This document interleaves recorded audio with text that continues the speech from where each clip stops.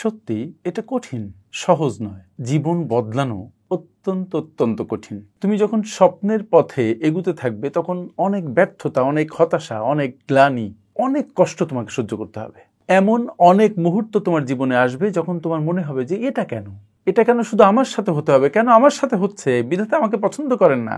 আমি তো শুধু আমার পরিবারকে দেখাশোনা করতে চাই, আমি একটু দুবেলা ভালোভাবে খেতে চাই, জীবনে একটু স্বাচ্ছন্দ্য চাই, কিন্তু আমার সাথে কেন এগুলো হচ্ছে? আমি তো দেশের জন্য কিছু করতে চাই, আমি তো চুরি ছিনতাই করতে চাই না, আমি অন্যের হক নষ্ট করতে চাই না, কিন্তু আমার সাথে কেন এসব হচ্ছে? Why why Y?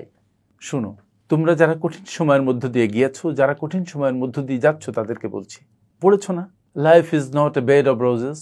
যখন জীবনে প্রচন্ড খারাপ সময় আসে, সবকিছু ছেড়ে ছুড়ে পালাতে ইচ্ছে করে, তখন তোমার স্বপ্নকে জীবিত রাখো, স্বপ্নকে বাঁচিয়ে রাখো। সবকিছু ছেড়ে পালিয়ে যেও না, স্বপ্নকে ছেড়ে দিও না। কঠিন সময় আসবে, কিন্তু তা চিরস্থায়ী নয়। অতীতে তাকিয়ে দেখো, অনেক খারাপ সময় তোমার জীবনে এসছে, অনেকবার তুমি ব্যর্থ হয়েছো, অনেকবার তোমাকে পর্যদস্ত করে দিয়েছে, কিন্তু সে সময় চলে গেছে। কঠিন সময় তোমার সাথে থাকার জন্য আসে না, সে চলে যাবার জন্যই আসে। এই যে গ্রেটনেস বলে একটা কথা আছে না, এটা কোনো রহস্যময় অবাস্তব কিছু নয়। এটা এমন নয় যে অন্য কোনো মানুষের জন্য বরাদ্দ, তোমার জন্য বরাদ্দ নয়।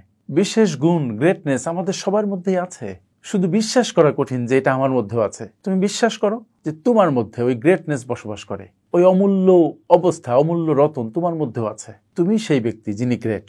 বেশিরভাগ মানুষ পরিবার গঠন করে, উপার্জন করে, তারপর তারা মারা যায়। তারা নিজেদের উন্নতির চেষ্টা বন্ধ করে দেয়, নিজেদের ধাক্কা দেয়া থামিয়ে দেয়। অনেকে আছে শুধু অভিযোগ করতেই পছন্দ করে, কিন্তু কাজ করতে নয়। তারা তাদের নিজেদের অবস্থান বদলানোর জন্য কোনো কাজ করে না। সত্যি কথা, বেশিরভাগ মানুষ তাদের স্বপ্নকে বাস্তবায়ন করার জন্য যে পরিমাণ পরিশ্রম করা দরকার সেটা করে না, করতে চায় না। কেন? কারণ তারা ব্যর্থতাকে ভয় পায়। যদি হেরে যায়, যদি কিছু না হয়, আবার তারা অনেকক্ষণ সাফল্যেরও ভয়ে থাকে।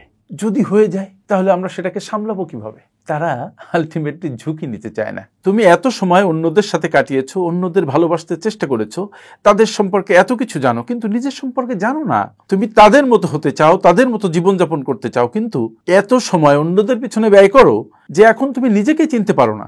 আমি তোমাকে একটা অনুরোধ করি যে তুমি নিজের সাথে সময় কাটাও, নিজেকে চেনার চেষ্টা করো। নো দাই সেলফ। যদি স্বপ্ন পূরণ করতে চাও তবে জীবনের নেতিবাচক মানুষকে বাদ দিতে হবে। যারা স্বপ্নের দিকে ছুটে যায় তাদের জীবন একটা বিশেষ অর্থ বহন করে। যখন তুমি নিজেকে সঠিক ব্যক্তি হিসেবে গড়ে তুলবে, তখন স্বাভাবিকভাবেই তুমি অন্যদের থেকে আলাদা হতে থাকবে। যদি অন্যদের মতো চলতে থাকো, তাদের অনুকরণ করো, তবে কখনোই তুমি সেরা হতে পারবে না। কিন্তু তুমি যদি নিজেকে ভালোবাসো, নিজেকে ভালোভাবে গড়ে তোলো, তবে নিশ্চিতভাবেই তুমি সেরা হতে পারবে। সবাই তোমাকে সমর্থন করবে না, সবাই তোমার স্বপ্ন বাস্তবায়নে তোমার সহায়ক শক্তি হয়ে পাশে থাকবে না। এই কথাটা তোমার বোঝা জরুরি, বিশ্বাস করা জরুরি। কারণ তুমি সাধারণ ব্যক্তি নও, তুমি ব্যতিক্রমী কিছু। এমন লোকদের সঙ্গে নিজেকে ঘিরে রাখো যারা ক্ষুধার্ত, হাংরি, যারা থামতে চায় না, থামতে জানে না, যারা শুধু বেঁচে থাকার জন্য জীবন কাটায় না, বরং আরো বেশি চায়। যারা তাদের স্বপ্ন নিয়ে বেঁচে থাকে, তারা জানে যদি কিছু করতে হয় তবে সেটা তাদের হাতেই আছে।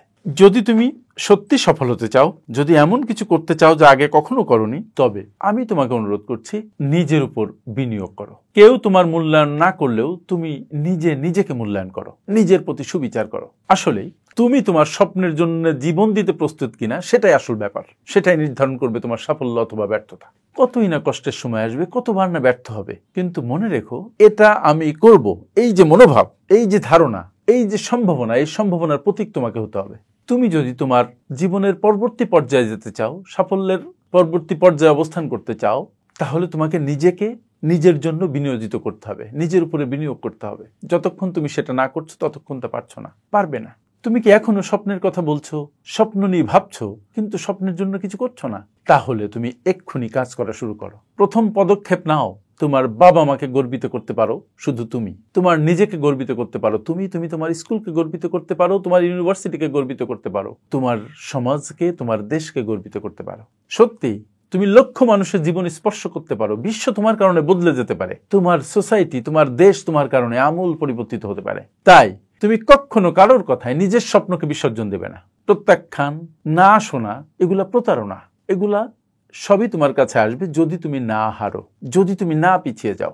যদি তুমি মনে মনে এই মনোভাব পোষণ করো যে যতক্ষণ না তোমার জীবন শেষ হচ্ছে, যতক্ষণ না তোমার সব শক্তি নিঃশেষ হচ্ছে, ততক্ষণ তুমি লেগে আছো, তোমার স্বপ্নকে তুমি হারাতে দিচ্ছ না, তাহলে তুমি অবশ্যই সফলকাম হবে, তোমার স্বপ্ন সত্যি হবে, তুমি সফল হবে। তোমার স্বপ্নকে বাঁচিয়ে রাখো। আর মনে রেখো, কঠিন সময়, খারাপ সময়, ব্যর্থতা, এগুলো তোমার জীবনে আসে শুধু তোমার জীবন থেকে বিদায় নেওয়ার জন্য, তোমাকে সফল হিসেবে দেখার জন্য। আমার সাথে এতক্ষণ থাকার জন্য অনেক অনেক ধন্যবাদ।